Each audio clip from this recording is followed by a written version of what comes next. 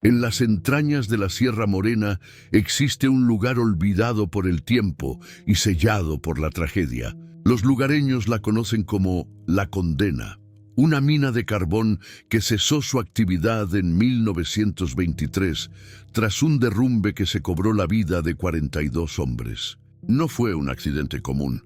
Fue un suceso que marcó el alma de la comarca con un estigma de oscuridad y silencio.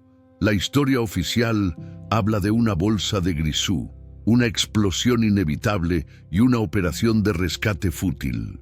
Pero las leyendas que se susurran en las tabernas al caer la noche cuentan una versión diferente. Hablan de advertencias ignoradas, de ruidos extraños en las galerías días antes del colapso y de una sensación de opresión que empujaba a los mineros más veteranos a persignarse antes de descender a la oscuridad. El nombre, La Condena, no se lo dieron los cartógrafos ni los dueños de la explotación. Fue un bautismo popular, nacido del miedo y del luto. Se decía que la montaña misma había sentenciado a aquellos hombres, cansada de ser herida. Con el tiempo, la mina se convirtió en un monumento al dolor, un lugar al que nadie se acercaba voluntariamente, especialmente después de que los primeros relatos de fenómenos extraños comenzaran a surgir. Los pocos que se atrevieron a merodear cerca de la entrada sellada juraban escuchar ecos metálicos, como de picos golpeando la roca en mitad de la noche. Otros hablaban de lamentos arrastrados por el viento, voces que parecían pedir auxilio desde las profundidades selladas de la tierra. Estas historias de terror se convirtieron en el folclore local, un cuento de horror para no dormir que advertía a los curiosos del peligro que allí residía. Estos relatos, transmitidos de generación en generación, cimentaron el aura paranormal de La Condena. No era solo el lugar de una tragedia industrial, sino un portal a un sufrimiento eterno. Un caso sin resolver, no para la ley de los hombres, que lo archivó como un accidente, sino para una justicia más antigua y oscura, una que, según decían, todavía resonaba en el corazón de la montaña, esperando a ser escuchada. A casi un siglo de distancia, estas historias llegaron a oídos de Javier Rivas, un periodista y documentalista sonoro especializado en desmitificar leyendas urbanas. Javier no era un cazafantasmas, era un hombre de ciencia, armado con micrófonos de alta sensibilidad y un escepticismo a prueba de sustos. Su objetivo era encontrar explicaciones lógicas a lo inexplicable, corrientes de aire, infrasonidos o simplemente la sugestión colectiva alimentada durante décadas de miedo. Javier había dedicado su carrera a encontrar la verdad detrás del folclore. Creía firmemente que cada leyenda tenía una semilla de realidad, una explicación racional que había sido distorsionada por el tiempo y la superstición. La Condena le parecía el desafío perfecto, una tragedia histórica real, una comunidad aislada y un cúmulo de testimonios paranormales que probablemente se debían a fenómenos geológicos y acústicos perfectamente comprensibles dentro de una mina abandonada. Su plan era simple y metódico. Primero, investigaría los archivos históricos para comprender a fondo los hechos del accidente de 1923. Quería conocer los nombres, las vidas y las circunstancias de aquellos hombres. No los veía como fantasmas, sino como víctimas de unas condiciones laborales brutales, cuya memoria merecía ser tratada con rigor y respeto, no como el argumento de un cuento de miedo para asustar a los niños. Con su equipo de grabación de última generación, pretendía capturar el sonido de la mina. No buscaba psicofonías, sino anomalías acústicas que pudieran explicar los supuestos lamentos. Estaba convencido de que los ecos de picos no eran más que el asentamiento natural de la roca o el goteo del agua magnificado por la acústica cavernosa de las galerías. Su viaje a la sierra no era una búsqueda de lo paranormal, sino una búsqueda de la verdad, Pero antes de adentrarse en la montaña, su primer destino fue el pequeño y polvoriento archivo municipal del pueblo más cercano. Necesitaba los hechos puros, los informes de la época, los planos de la mina. Quería despojar a la leyenda de su velo sobrenatural y encontrar el esqueleto de la realidad que se escondía debajo. No sospechaba que esos mismos documentos serían los que sembrarían en él la primera semilla de una duda inquietante. El archivo municipal era una sala pequeña y húmeda, impregnada del olor a papel antiguo y tiempo detenido. La archivera, una mujer mayor de mirada cansada, le entregó a Javier una caja de cartón atada con un cordel. Dentro, legajos amarillentos y periódicos de la época contenían la crónica oficial de la tragedia de La Condena. Javier pasó horas examinando los documentos con la meticulosidad de un cirujano. Los informes iniciales eran predecibles. Detalles técnicos sobre la acumulación de gas metano, la posible chispa de una herramienta y el derrumbe catastrófico que selló la galería principal. Se hablaba de la valentía de los equipos de rescate y del dolor de las familias. Todo encajaba en la narrativa de un lamentable, pero explicable accidente laboral, común en la minería de principios del siglo XX. Una historia trágica pero humana. Sin embargo, entre los informes oficiales encontró una serie de anexos menos formales. Eran transcripciones de entrevistas con otros mineros que no estaban en el turno del accidente. Varios de ellos mencionaban una creciente inquietud en las semanas previas. Hablaban de silbidos extraños en los túneles, de herramientas que se movían de sitio y de una sensación de aire pesado que no era la habitual humedad de la mina. Uno de los testimonios, descartado en el informe final por falta de relevancia y posible estado de shock, captó su atención.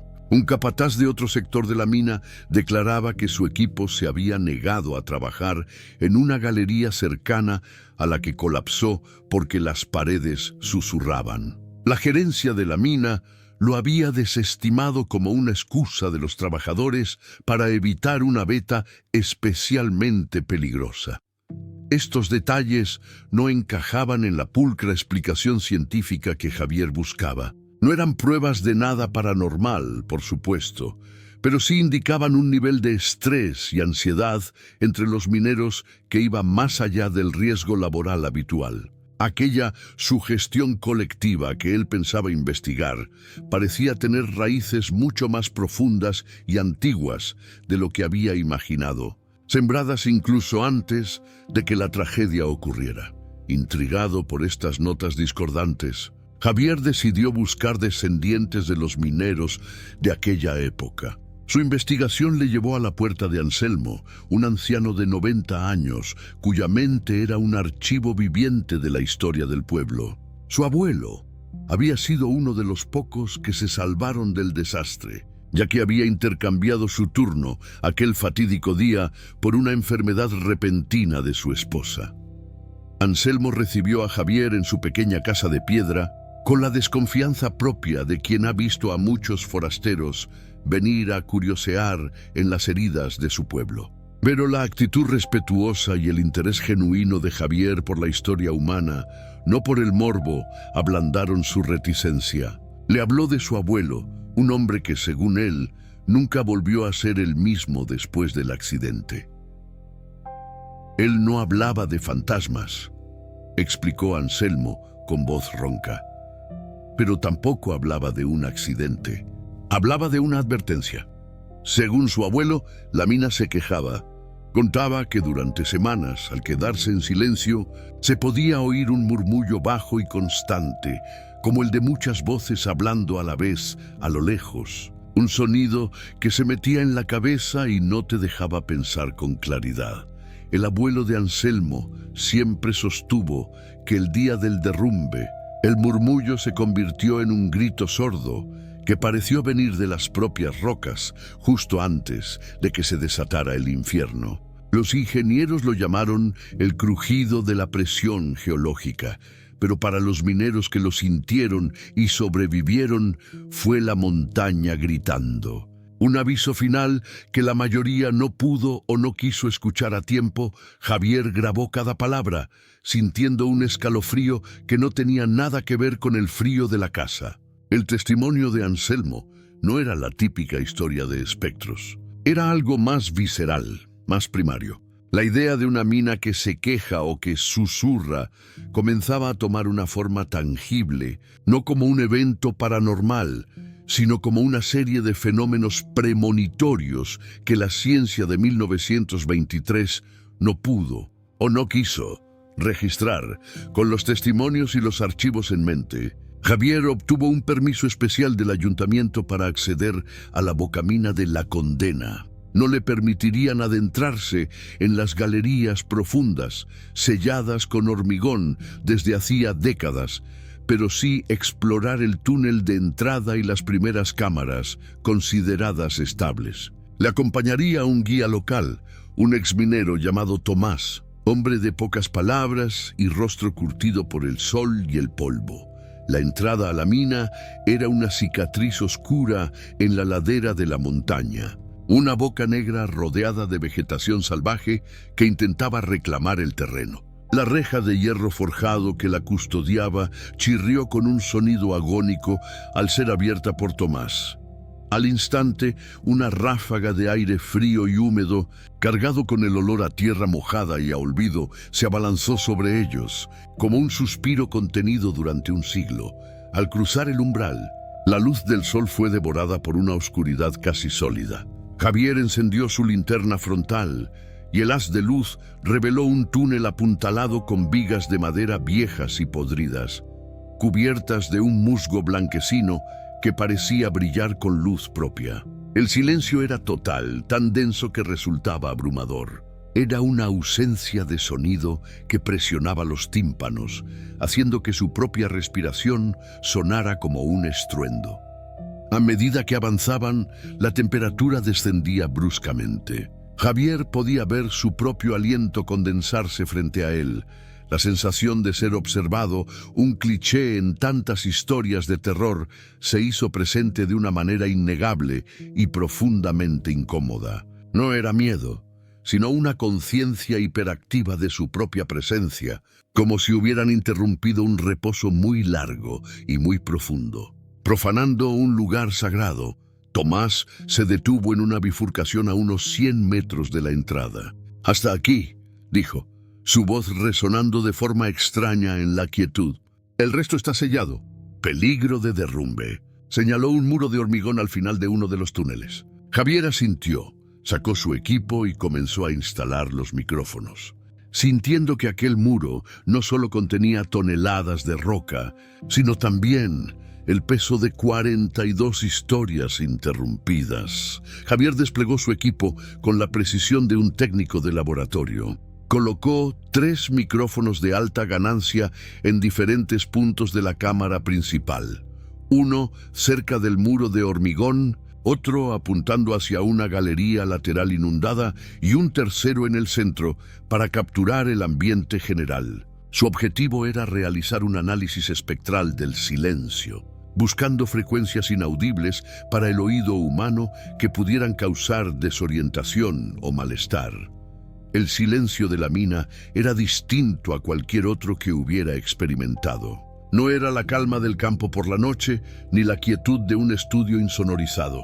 Era un silencio activo, pesado, que parecía tener textura y volumen. Se sentía como una presión constante, un vacío que absorbía cualquier sonido con una avidez antinatural. Javier tuvo que esforzarse para no empezar a oír cosas que no estaban allí. Conectó los auriculares a su grabadora y se sentó en una roca, observando los medidores de sonido.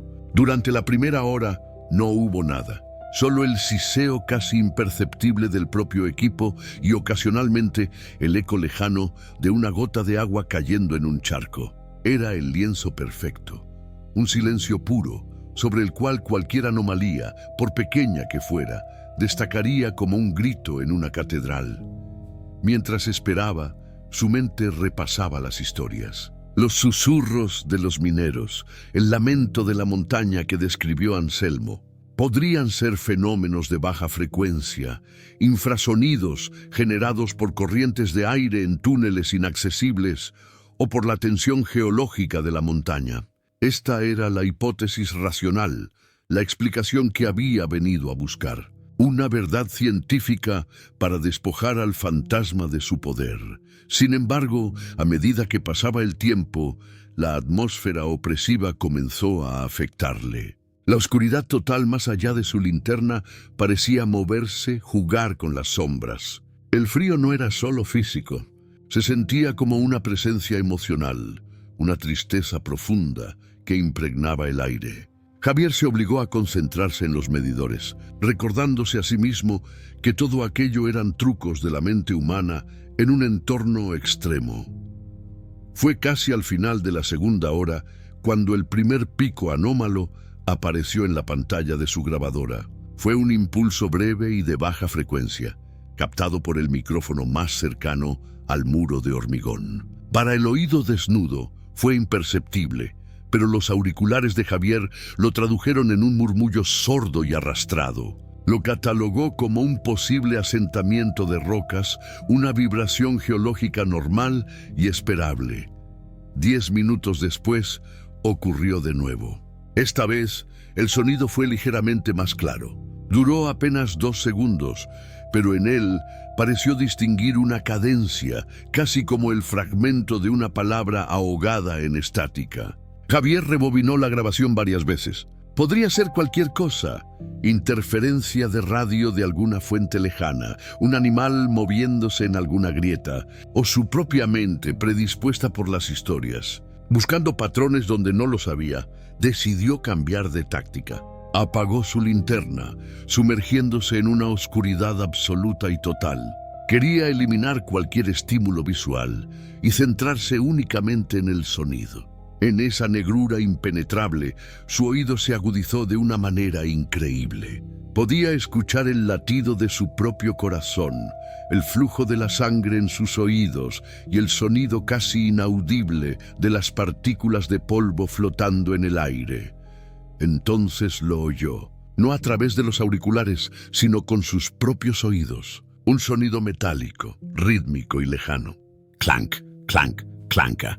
Sonaba exactamente como la descripción de las leyendas, el eco de un pico golpeando la roca. Duró unos 30 segundos y luego se desvaneció tan misteriosamente como había comenzado. Javier sintió que se le erizaba el vello de la nuca. La explicación racional de la caída de rocas no encajaba con esa cadencia deliberada. Encendió la linterna de golpe, barriendo el haz de luz por la galería. No había nada. Solo las paredes húmedas, las vigas podridas y el silencio que regresaba, ahora más pesado y cargado de intención que antes. Revisó la grabación. El sonido metálico estaba allí, claro y nítido. Junto a él, los micrófonos habían captado algo más, un susurro muy débil, casi subliminal, que parecía decir la palabra ayuda. Impactado por lo que había grabado, Javier abandonó la mina al anochecer, con una sensación de triunfo profesional mezclada con una profunda inquietud personal. La explicación puramente científica empezaba a mostrar fisuras. De vuelta en el pueblo, se sumergió de nuevo en los archivos, buscando cualquier cosa que hubiera podido pasar por alto. Fue entonces cuando encontró un documento que no había visto antes, mal archivado en una carpeta sobre compensaciones económicas. Era la transcripción de una entrevista con Ricardo Montes, el único superviviente oficial del derrumbe. El hombre había sido encontrado inconsciente cerca de una salida de ventilación secundaria, lejos de la galería principal. Su testimonio fue tomado en el hospital una semana después del desastre. Estaba confuso, fragmentado y claramente traumatizado, por lo que muchas de sus declaraciones fueron atribuidas al delirio. Ricardo describía cómo, minutos antes de la explosión, el aire se volvió eléctrico. Dijo que empezó a escuchar un zumbido agudo que le provocaba náuseas y desorientación. Y luego habló de las voces. Afirmó que escuchó a sus compañeros gritar su nombre, llamándolo desde la galería en la que se encontraba, pidiéndole que volviera. Pero él sabía que todos estaban trabajando en la veta principal, mucho más abajo. El instinto le hizo correr en dirección contraria a esas voces, hacia la salida de ventilación. Fue entonces cuando sintió el estruendo y la onda expansiva que lo dejó sin conocimiento. Siempre mantuvo que algo o alguien le había engañado, que una trampa acústica le había salvado la vida al alejarlo del epicentro de la catástrofe. Los médicos de la época lo diagnosticaron con alucinaciones auditivas por estrés extremo. Para Javier, este testimonio de casi 100 años de antigüedad era una bomba. Las alucinaciones auditivas de Ricardo, los susurros que mencionaban los otros mineros y las anomalías que él mismo había grabado parecían estar conectados. La mina no solo hacía ruidos, parecía comunicarse de una manera extraña y selectiva. La pregunta ya no era qué causaba los sonidos, sino por qué los causaba. El testimonio de Ricardo Montes fue el punto de inflexión. Javier ya no estaba allí para desmentir una leyenda, sino para intentar comprender un fenómeno complejo que desafiaba la explicación fácil. Decidió que necesitaba más tiempo, más datos. Necesitaba pasar una noche entera en la mina, monitoreando el comportamiento acústico durante un ciclo completo de 24 horas, en el momento de mayor silencio y quietud. Tomás, el guía, se negó en rotundo. La mina no es lugar para pasar la noche. La montaña no duerme y no le gusta que la vigilen, dijo con una seriedad que no admitía discusión. Así que Javier decidió hacerlo solo. Preparó un pequeño campamento en la cámara principal, con equipo de supervivencia básico, baterías extra para sus dispositivos y varias fuentes de luz. Era arriesgado, pero la necesidad de respuestas era más fuerte que el miedo. Al caer la noche, la atmósfera dentro de La Condena cambió radicalmente. La oscuridad dejó de ser una simple ausencia de luz para convertirse en una presencia tangible, una entidad que respiraba a su alrededor. Cada pequeño ruido se magnificaba hasta el extremo. El crujido de su propia ropa, el zumbido de los equipos electrónicos, el latido de su corazón resonando en la caja torácica como un tambor de guerra. Pasaron las horas en una vigilia tensa. Javier analizaba los datos en tiempo real en la pantalla de su portátil. Las anomalías eran más frecuentes ahora. Picos de sonido esporádicos, fluctuaciones en el campo electromagnético y esos susurros de baja frecuencia que aparecían y desaparecían sin patrón aparente. Se sentía como un científico observando una célula bajo el microscopio, esperando a que revelara su comportamiento secreto. Fue cerca de las 3 de la madrugada, conocida en el argot paranormal como la hora muerta, cuando algo diferente sucedió. No fue un susurro ni un eco metálico.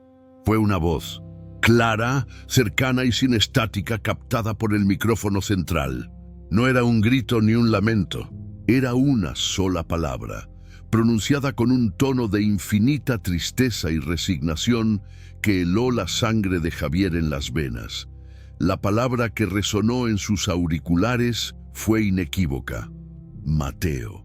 No había duda, no había ambigüedad. Era la voz de un hombre, ni joven ni viejo, pronunciando un nombre con una claridad que rompía todas las barreras de la lógica. Javier reprodujo la grabación una y otra vez, su escepticismo luchando una batalla perdida contra la evidencia que sus propios oídos y su equipo de alta fidelidad le presentaban. Inmediatamente abrió en su portátil el archivo que había escaneado en el registro municipal. La lista oficial de los 42 mineros fallecidos en la tragedia de 1923. Recorrió los nombres con el dedo, el corazón latiéndole con fuerza. Y allí estaba, a mitad de la lista, Vargas Mateo Capataz, 28 años. El nombre encajaba. La sensación de irrealidad fue abrumadora, como si hubiera cruzado una frontera invisible entre el presente y el pasado. Aquella voz no sonaba agresiva, ni amenazante.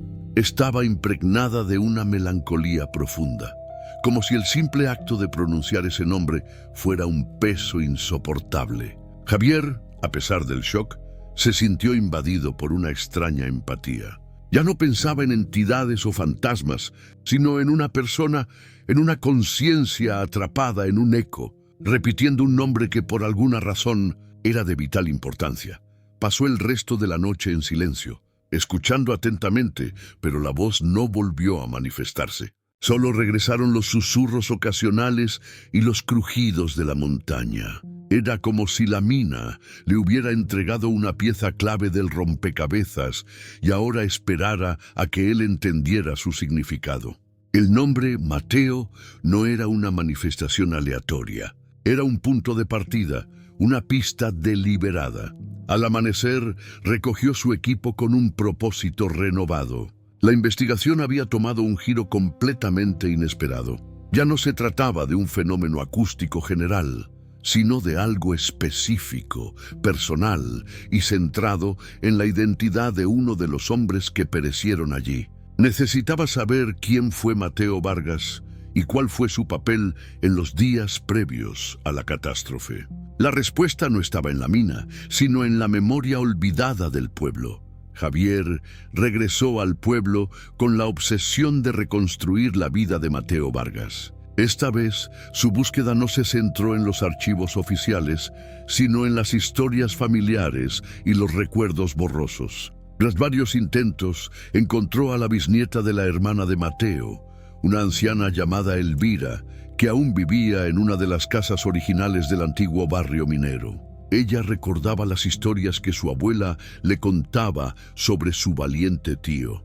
Mateo Vargas, según el relato familiar, no era un simple capataz. Era un líder natural, respetado por sus hombres y conocido por su casi instintiva habilidad para leer la montaña. Se decía que podía predecir pequeños derrumbes simplemente por el sonido del viento en las galerías o la humedad de la roca. Era un hombre que escuchaba la mina, y la mina de alguna manera parecía hablarle.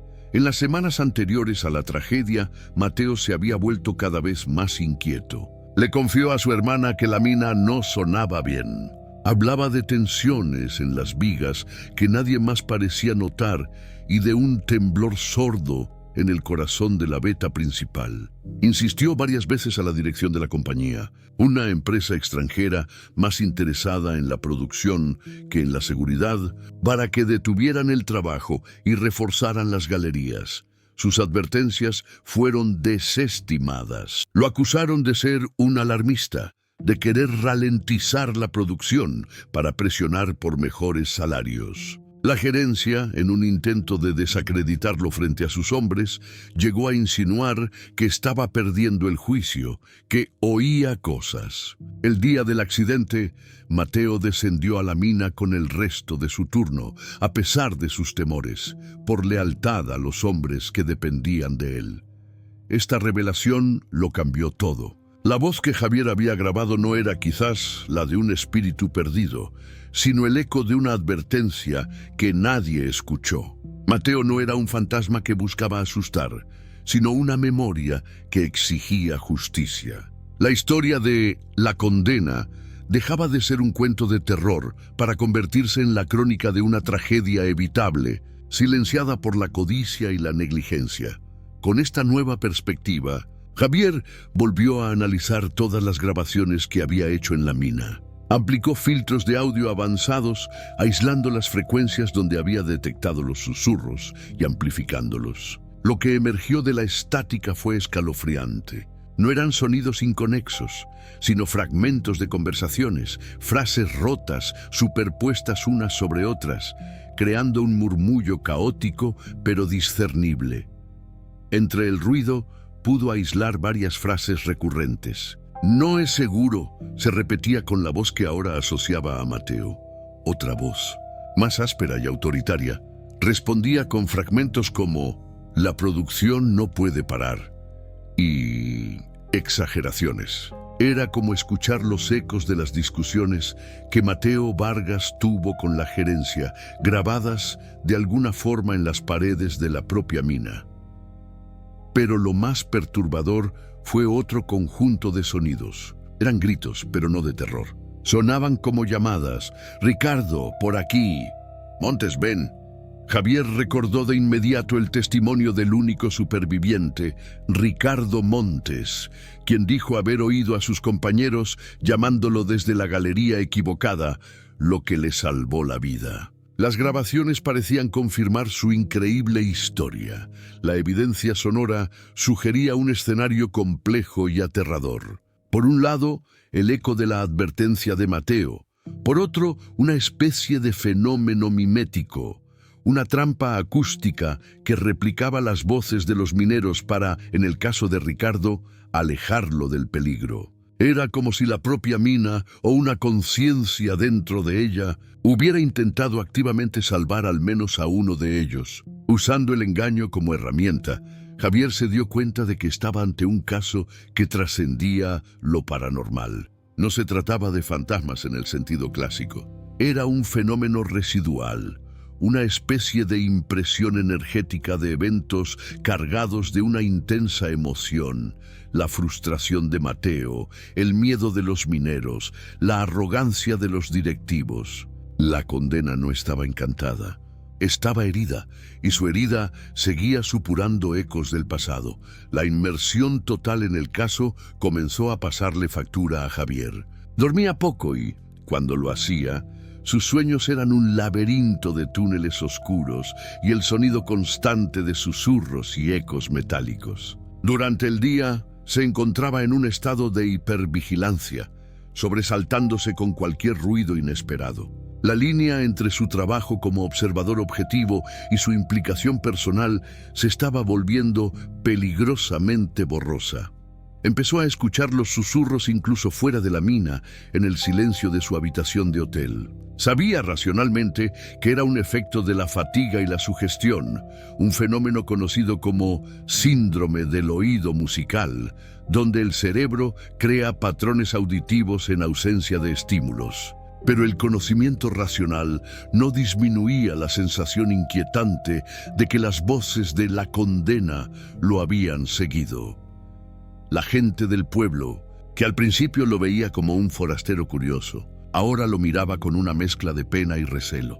Veían en sus ojos la misma obsesión que había consumido a otros que intentaron desentrañar los secretos de la mina. Anselmo el anciano le advirtió: «Ten cuidado, hijo. La mina te elige, te habla, y una vez que empiezas a escucharla, es difícil dejar de oírla, incluso lejos de aquí». Javier se sentía atrapado entre dos mundos. Por un lado, el mundo de la lógica y la ciencia, que le exigía mantener la distancia y analizar los datos fríamente. Por otro, el mundo de la experiencia directa, de la voz de Mateo, de la opresiva tristeza de la mina, que le hablaba a un nivel más profundo e instintivo. Se dio cuenta de que las consecuencias de enfrentarse a un lugar como la condena no eran físicas, sino profundamente psicológicas.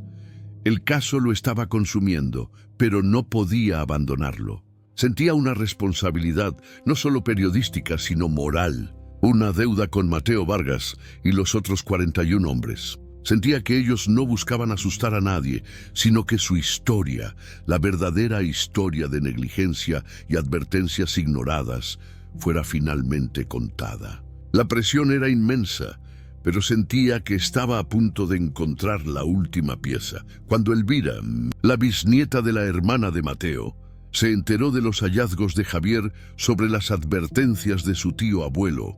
Su actitud cambió de la cordialidad nostálgica a una seriedad solemne. Le pidió que volviera a su casa, diciendo que había algo que debía mostrarle. En una vieja caja de madera que olía a cedro y naftalina, guardaba las pocas pertenencias que la familia conservaba de Mateo. Entre cartas y una fotografía descolorida, Elvira sacó un trozo de tela encerada, doblado y frágil por el paso del tiempo. Al desdoblarlo, reveló un mapa tosco de las galerías de la condena, dibujado a mano con carbón. No era un plano oficial de la compañía minera. Era un mapa personal, lleno de anotaciones que solo un minero podría entender. Mi abuela dijo que Mateo lo dibujó la noche antes del accidente, explicó Elvira. El mapa mostraba la veta principal y las galerías conocidas, pero tenía una marca que no aparecía en ninguno de los planos oficiales que Javier había estudiado en el archivo.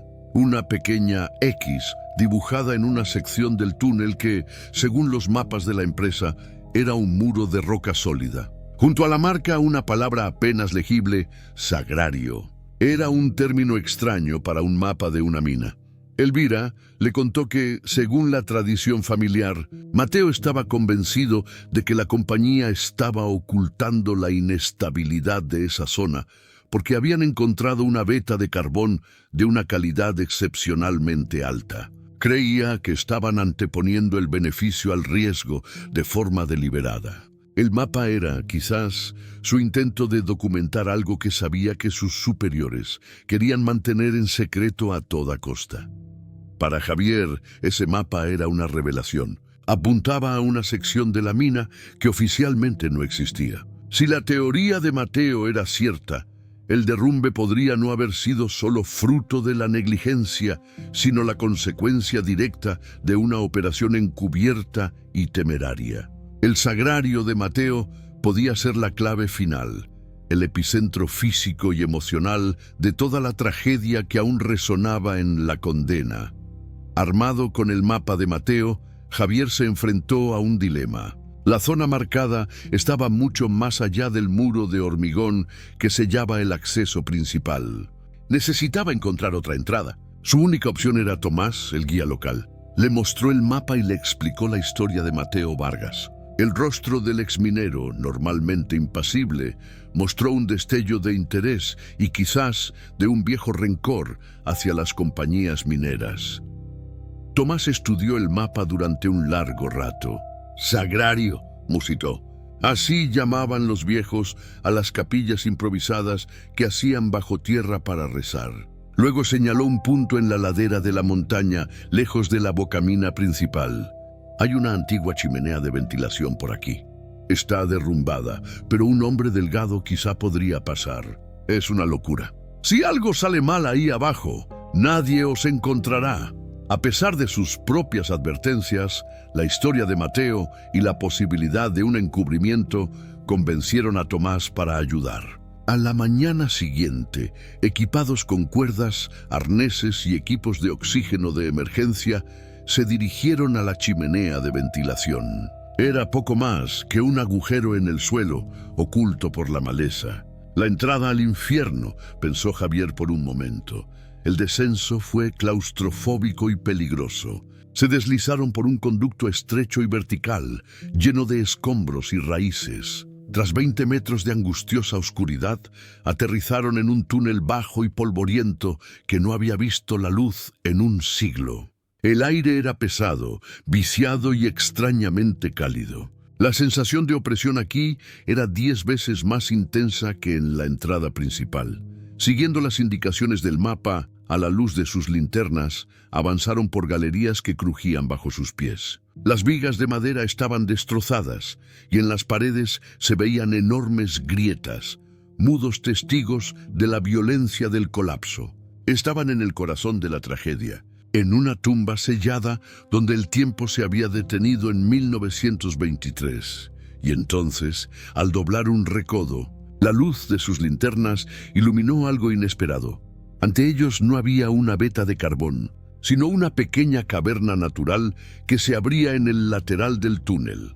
La entrada estaba marcada con una cruz toscamente tallada en la roca. Dentro el aire era extrañamente sereno. No era un lugar de trabajo, era un santuario. En una pared, un pequeño nicho contenía los restos de una vela y una estampa descolorida de Santa Bárbara, la patrona de los mineros.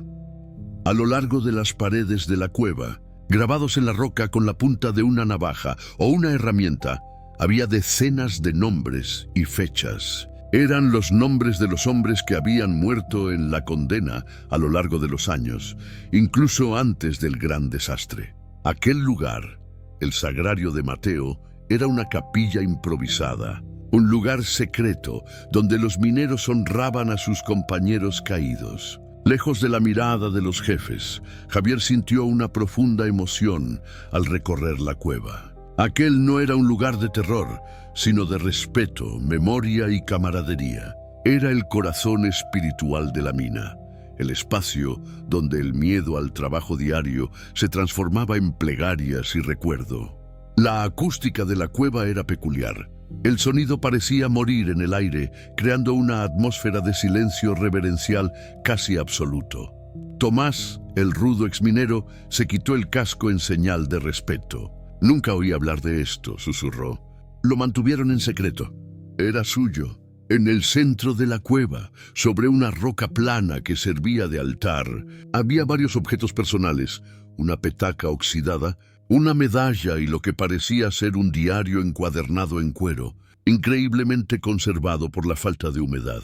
Javier se acercó con cuidado y abrió el diario. La caligrafía era clara. La primera página decía: «Propiedad de Mateo Vargas». No había encontrado el epicentro de un encubrimiento geológico, sino algo mucho más profundo: el epicentro humano de la mina. El lugar donde el espíritu de aquellos hombres, y en especial el de Mateo, se había concentrado. Preparó su grabadora, sintiendo que estaba a punto de escuchar la última y más clara de las voces. Mientras Javier sostenía el diario de Mateo, encendió su grabadora, colocando el micrófono sobre la roca que servía de altar. El silencio en la capilla era tan profundo que podía oír el zumbido de la electricidad en los circuitos del aparato. No hizo preguntas, no intentó provocar una respuesta. Simplemente esperó, sintiendo que su presencia allí era suficiente para que el último eco se manifestara. Pasaron varios minutos. Nada, solo el silencio absoluto. Javier comenzó a pensar que quizás había llegado al final del camino, que la historia terminaba con el descubrimiento de aquel lugar sagrado. Empezó a hojear el diario de Mateo. Las últimas páginas estaban llenas de anotaciones frenéticas sobre las grietas, los ruidos y sus discusiones con la gerencia. Era la crónica de una muerte anunciada. Y entonces, justo cuando estaba a punto de apagar la grabadora, una voz surgió en sus auriculares. Era la voz de Mateo, pero diferente. Ya no era un solo nombre pronunciado con tristeza. Era una frase completa, clara y serena, sin la estática ni la distancia de las grabaciones anteriores. No era una psicofonía captada del éter. Sonaba como si un hombre estuviera susurrándole directamente al oído. La voz dijo: «Que se sepa la verdad. No por venganza, sino por memoria. Que nadie olvide». La frase no se repitió. Fue una única declaración, un testamento final. No había terror en ella ni angustia. Solo una petición de justicia histórica, un deseo de que su lucha y la negligencia que costó la vida a sus compañeros no quedaran sepultadas bajo una leyenda de fantasmas y cuentos de horror. Javier se quedó inmóvil, con lágrimas en los ojos.